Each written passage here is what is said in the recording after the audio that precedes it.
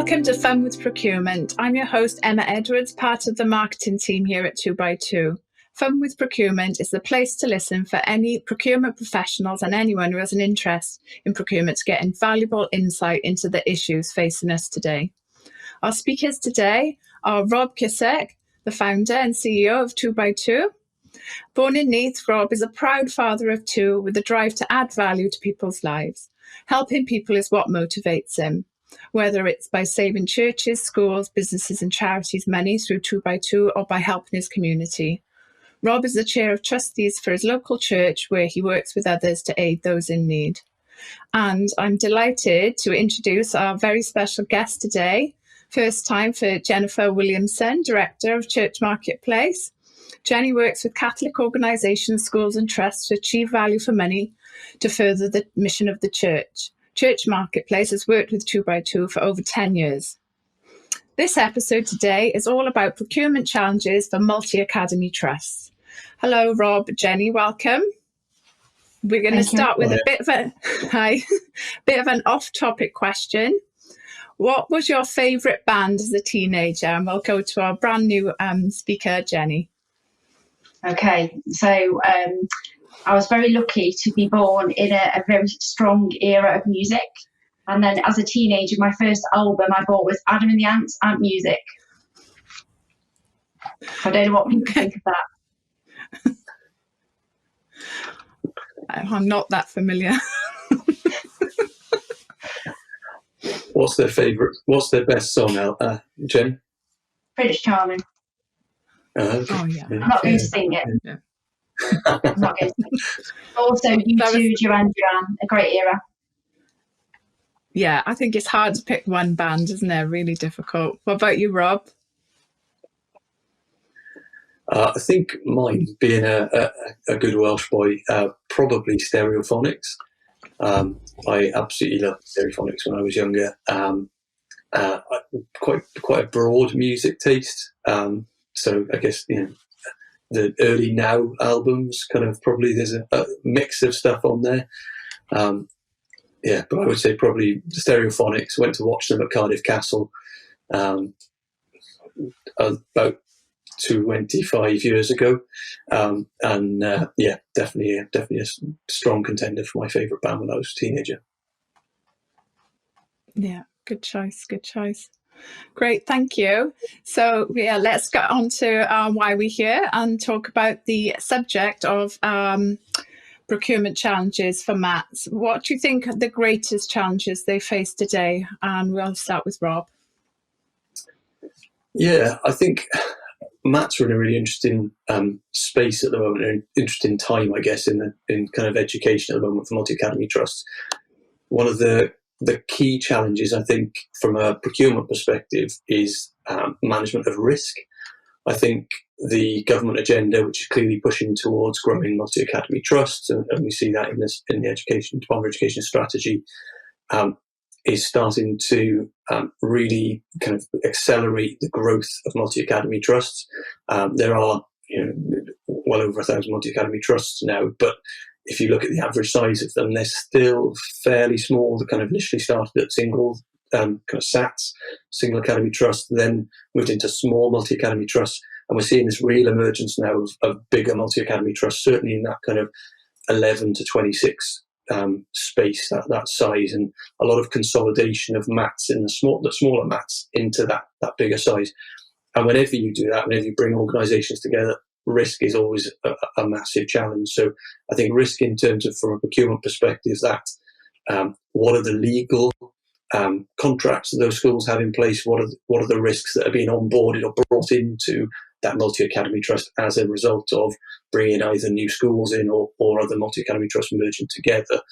And I think it's an area that really broadly multi-academy trusts haven't got to grips with yet. They do a lot of due diligence and a lot of talking with schools around kind of how they work together from an educational standpoint. They look at the legals of the entity itself.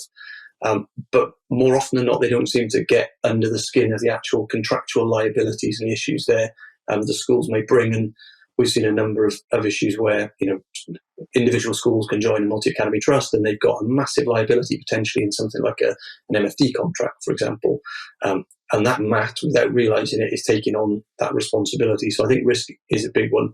I think that onboarding process generally, and I see a lot of stuff on Twitter and on LinkedIn and various other kind of education space around the culture of multi-academy trust and understanding what the vision and the culture is of a particular multi-academy trust before a school joins it, and making sure that you've got an aligned culture between who you are as an individual school and the multi-academy trust. And I'm sure Jenny will talk about that from a Catholic perspective.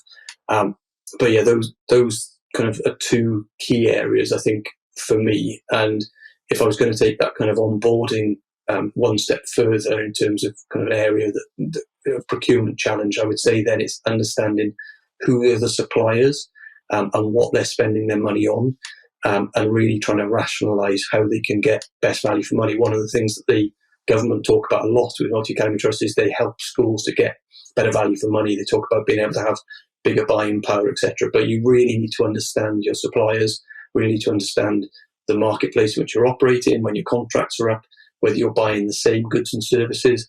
And that whole piece, I think, needs to be done really, really well to be able to maximise the value that you can get from procurement as a multi-academy trust. Yeah, thank you. Just adding to that, Robert, in my thoughts turn to the emergence from the pandemic and the trying to return to the norm, but in a severe times of unprecedented inflation that we're seeing and starting to come through now, and really affecting our schools with different areas. I feel the greatest challenge for them today is the ability for them to find capacity within their leadership teams and their finance teams to actually maximise the potential for aggregation across their family of schools. And that is where we, as a service, and the new service that we have, could really add a lot of value to our MATs. And it's the relationships that we have, the strong relationships we have with schools, and the existing relationships we have with schools, as they convert into their own larger MATs. It's ensuring that we continue to serve and continue those strong relationships so we can be the capacity that they need to be able to deliver and to maximise the value for money and the continued benefits of aggregation across their family of schools. So we are basically there to help and assist at no cost to the schools if they wish to do so. But, as I said, building on the track record that we have with our MATs, we've got lots of case studies that we can share, and obviously peer-to-peer assistance that I'm sure we can help our MATs with. Thanks, Jenny. Thanks, Rob. And you touched on inflation and COVID, Jenny, and following on from that, how do you think the current economy has affected procurement for MATs? Well, again, with the rising costs across the board for school supplies in all categories, schools need to consider savings, and that normally comes in the form of a staffed structure. So what we're seeing here is potentially if they work with a procurement company like ourselves, but the beauty being for us, we've been built by schools for schools, with the schools' interest at the heart of what we do. The impact on their capacity, we're improving that at no cost to them. But in addition to that, if a school needs assistance from specialist assistance from consultants, we've also got that added value that we can say, okay, to our partners 2x2, could you please quote to be able to help with that bespoke work and strategy. So this helps speed up the process of actually delivering a strategy. I think we're going to start to see the government add more pressure onto organisations, asking what their strategic vision is, not only budgets, but in terms of what is their vision of and how are they aggregating their MAT spend. And I think we're going to start to see that coming in within the next 12 to 18 months. Yeah, definitely. Rob? Yeah, I think from my side, I think you're right. Inflation is a big issue at the moment. I've seen so much content at the moment around energy prices in schools, and a real try and call out to try and look at how how the government can support schools, how the Department of Education can support schools on procurement of energy over the next, I guess, the next couple of years. Probably, I suspect that the prices are going to be broadly where they are. So that's clearly an area. Inflation, cost of living. I think cost of living generally, not just on the budgetary costs for schools, but also the impact on their students, is really important, because we're going to start to see potentially more schools needing deliver free school meals, as we start to see the crunch really kind of have an impact on those low income families. So I think that's going to be an additional burden for schools that they almost will be hidden, will be clearly visible, but it's something that I think schools will be concerned about, because ultimately, if you've got children coming to school hungry, then they're going to be struggling more with their education. So there are real kind of welfare issues that schools address and pick up with that. Brexit has been directly linked to, in a number of cases, to the inflation that we're seeing, but also the challenges around supply. I think our big challenges, we look at the catering services at the moment that we deliver in a lot of schools, supporting them with the procurement, but actually the actual supply of the goods and the need for changes to menus and all kinds of things because of stock availability, food availability. So alongside Brexit and inflation, the new procurement bill that's coming through from the UK government, which is being built very much around transparency around procurement, about the building in of social value. They're looking at net zero and how net zero carbon economy can be built in around procurement performance and the procurement contracting. I think schools are going to have to be, and multi-academy trusts are going to have to be aware of that, because when you're in a multi-academy trust, so much of your procurement has to go through PCR 2015 regulations. Because of that kind of aggregation of the spend coming together, takes most things that they buy will go over that threshold. So I think that understanding from a procurement perspective, the strategy, I think the need for the procurement strategy to include that procurement bill, I think will be a key challenge.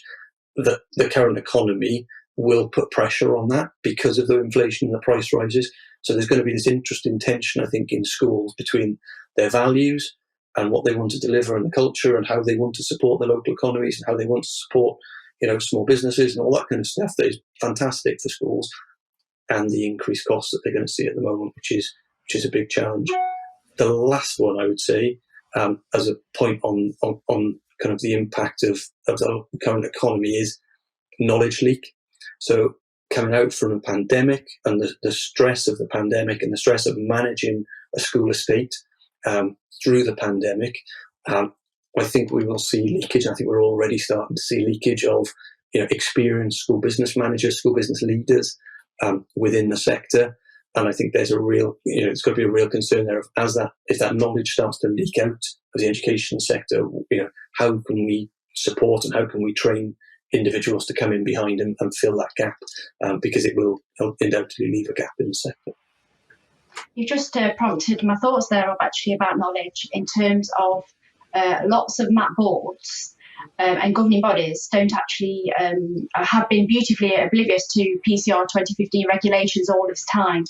And certainly we see it as our role, don't we, as a buying group, to actually raise awareness within those arenas, to tell them, first of all, that they need to have compliant contracts in place, but also to say to them, we have actually already done this for you and done all of that work. And it's us ensuring that our added value is really actually seen visibly more so than ever before as we emerge out of these unprecedented times. So I think the future challenge, as you've already mentioned, is the academy strategy for the government is really, again, gathering speed, and we're seeing that. And no doubt there's going to be lots of nudges from the government over the next few months.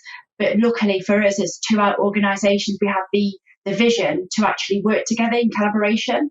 Because let's face it, being a MAT is all about being collaborative and saving best value. And that's the early conversations that we had as two organisations, was the fact that we were duplicating in some areas of what we wanted to offer schools. So by actually joining forces and building on those strong relationships we have now for 10, 12 years, we knew we could add real good value to our existing marketplace. And obviously, as we see this current economy, we are in a really good place. We feel for schools by schools. That's our message, with a charitable purpose, and that's a great position to be in. You mentioned aggregations and collaborative buy-in, Jenny. How else do you see us overcoming these challenges where MATs are concerned? Yeah, I mean, it's about raising awareness, really, and showcasing. We now have many case studies, and it's us raising awareness, building our network, talking and building on the webinars that we do, which we see a great take up on now, and getting those procurement champions and procurement partners.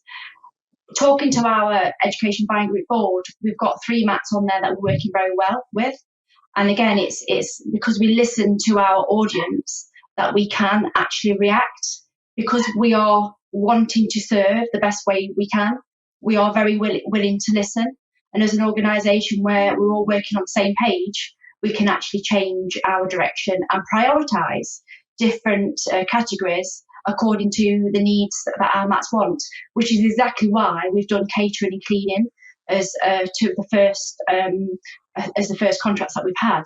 And obviously looking at the spend of schools, and again, what our schools want us to do next is why we've done telecoms, is why we're doing stationery. So again, we're very responsive to the needs of our MATs, asking us to help them overcome their challenges.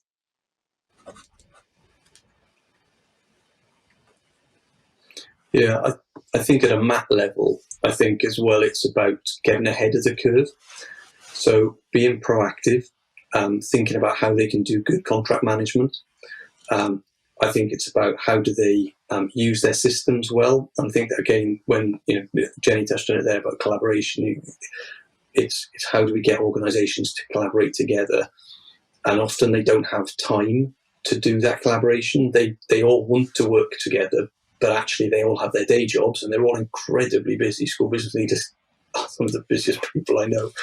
And so trying to find that time to collaborate is really difficult. And I guess that's partly where what we're doing with Education Buying Group and the collaboration working with, as Jenny said, with ChurchMarketPlace and 2x2 and the 3 Multi-Academy Trust, is about building that collaboration at a national level, and then being able to provide that support to individual organisations, multi-academy trusts, not just within the MAT, but also across MATs, to be able to collaborate and work together. And I think if they can get ahead of the challenge and try and look at when their contracts come up for renewal, look at using the use of systems well, things like contracts registers, looking at contract management tools, then you can start to see those opportunities for collaboration, and you can start to kind of fight back against the tide of inflation, challenges with supply chains, etc. But it is about how can we do that together, rather than everybody trying to do it individually. Absolutely. And we begin, don't we, by asking schools to share with us their data for contract renewal dates, their notice periods and their spend, and that helps us then form a bespoke strategy informed by the needs of that MAT in terms of timeliness and what is falling due first. So these things are already done in partnership, but the actual outcome is a bespoke actual strategy for a MAT. And as 1 or 2 MATs may expand it and form a single MAT, so we have that MAT growth. Again, it's ensuring that we're there and we continue those strong relationships as our family of schools grow. Yeah. Yes, definitely. When MATs in particular are looking at high value contracts, there is certainly some, and with catering and cleaning, there's a lot of money involved. So what advice would you give to MATs that are, in terms of compliance and things like that? Rob? I think it depends on, as we said, most spends, a lot of spends these days with multi-academy trusts will go over PCR thresholds. So clearly they need somebody with professional procurement expertise in there to understand how to navigate that minefield. Some multi-academy trusts, particularly the much bigger ones, have resource in-house to do that. But even they, we find, often are struggling for time because of the scope. Even Mats that we talk to that have got 1, 2, 3 people in a procurement team actually are still coming in and saying the breadth of our role is so big, we need more support. So I think definitely trying to get the right expertise, and that's something that, as Jenny touched on, we're really trying with EBG, Education Buying Group, to create that suite of support and resources that is really built around that evolving model of multi-academy trusts. And I think that's absolutely critical. But I think there are other things that they can do potentially. So when they're looking at how they're procuring, that question, and I know Department for Education talks a lot about frameworks and dynamic purchasing systems.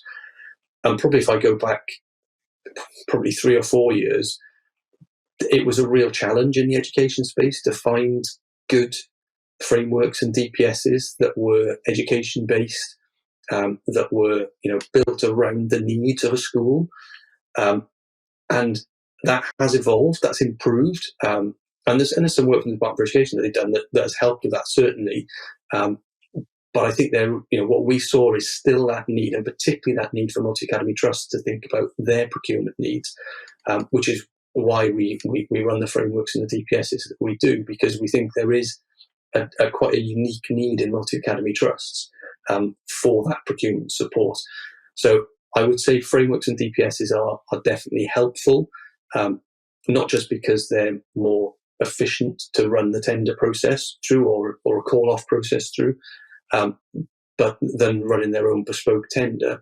They're also, from a risk perspective, they're less risky because the vetting of the suppliers has already been done. You're picking off an identified, short list of suppliers who've gone through a due diligence process that are capable of delivering the services that you're looking for. So there's protection in using a framework and a DP or a DPS compared against an individual tender.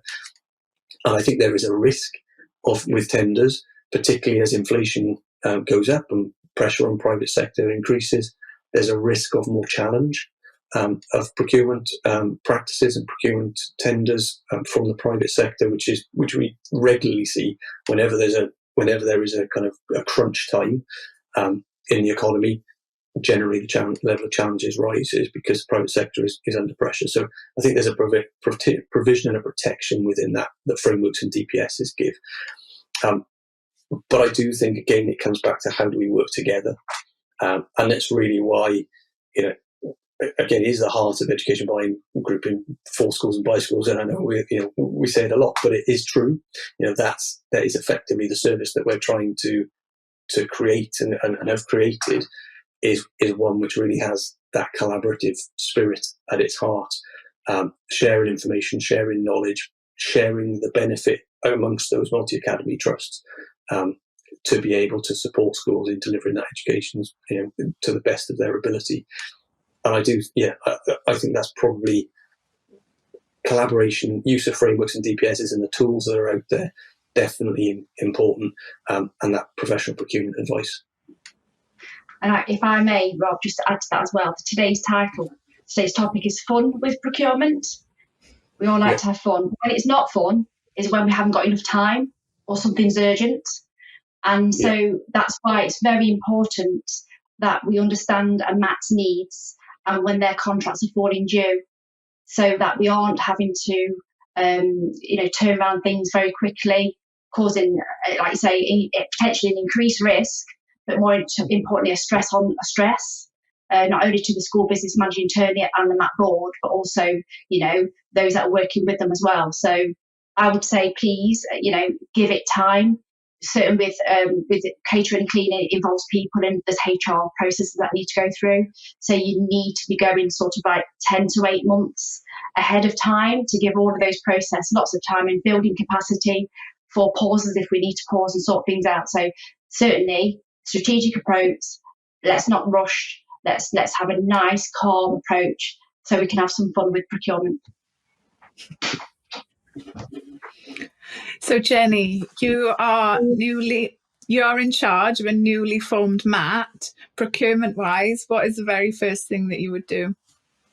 pick up the phone or send an email. I'm already registered with Education Buying Group. Of course I am. I've already been working with them.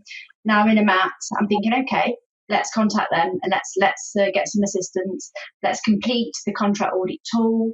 Because I've just been through the academy conversion process, I already know the healthiness and my dates. I should already have the data of when my contracts fall due. So together with a collaborative partner, we can actually form the strategy and look at all of the family of schools, look at the profiles for each category, and then work with them to prioritise the actual workflow that we need to do to deliver the strategic procurement vision for the MAT. Yeah, definitely. Rob, what would you do your first day in charge? Yeah, I think getting that data right is absolutely critical. And then I think the other challenge is around culture and change. And I think if you're bringing, it depends on the size of the multi-academy trust, but if you've got 12 schools, say you're bringing 2 multi-academy trusts together, there's a lot of uncertainty and a lot of questions, a lot of, what does this change mean? What does this change mean for a school business manager as an individual in terms of their role? Are they still going to need all of these school business managers? There's a lot of questions there. So I think there's a sensitivity to that change, and it's about setting realistic timelines for how quickly you can make some of the procurement changes that you want to make. So it's unlike, you're not going to realise all of the savings right away in the first, or even in the first 12 months, because you don't know when everybody's contracts are coming up for renewal, etc. So, it is about supporting individuals through that change process of saying, actually, we know everybody's done this individually, or you've done this as 2 separate entities. Now you're coming together. Let's make that change happen. And for me, where the real fun in procurement comes, where the joy comes in procurement, is when you see procurement enabling an organisation to fulfil the vision and the values of that organisation. So for a multi-academy trust, if there's a really clear vision of where that new multi-academy trust is going, what it wants to achieve, if we can say, right, this is what we're doing from a procurement perspective, and this is how that comes together to support the delivery of that vision that you've all signed up to with this multi-academy trust, then you start to win the hearts and minds of people. And you start to help them to see that this isn't something which is, procurement isn't a blocker, procurement is an enabler.